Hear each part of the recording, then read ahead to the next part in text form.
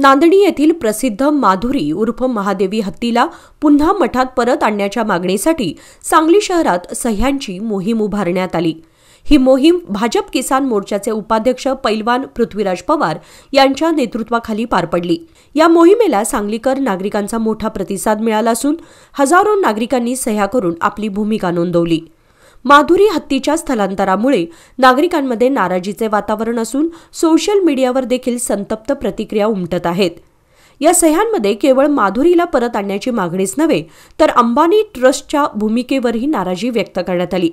अनेकांनी ट्रस्टच्या निर्णयावर टीका करत ही धार्मिक भावना दुखावणारी कृती असल्याचं म्हटलंय। दरम्यान सांगलीतील ऐतिहासिक गणपती मंदिरात नवा बबलू हत्ती आणावा अशी ही जनतेची मागणी असून त्या दृष्टीनेही जन आंदोलन सुरू करण्यात आले आहे। आज सांगलीच्या मारुती चौकामध्ये माधवी परत मिळावी आणि कायदेशीररित्या मिळावी आणि सांगलीमध्ये नवीन बबलू हत्ती आणला पाहिजे यासाठी आम्ही सह्यांची मोहीम चालू केलेली आहे। त्याची पहिली सुरुवात म्हणजे सह्या आणि तीव्र निदर्शनं करण्यात आलेली आहेत।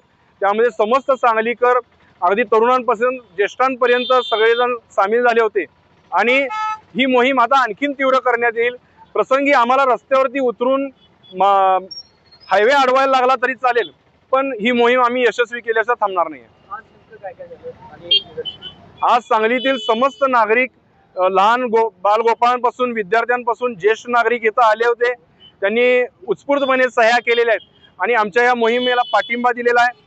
त्यांची पण आम्हाला इच्छा सांगणं आहे की तुम्ही कधीही हाक मारा, आम्ही सगळेजण रस्त्यावर उतरायला तयार आहोत।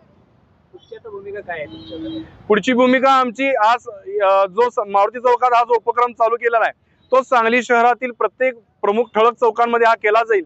याच्या प्रती आम्ही केंद्र सरकार, राज्य सरकार आणि वन विभागाकडे पाठवू आणि कायदेशीररित्या आम्ही ही लढाई पुढे नेऊ। त्याचबरोबर गरज पडली तर जनतेतूनही उठाव केला जाईल।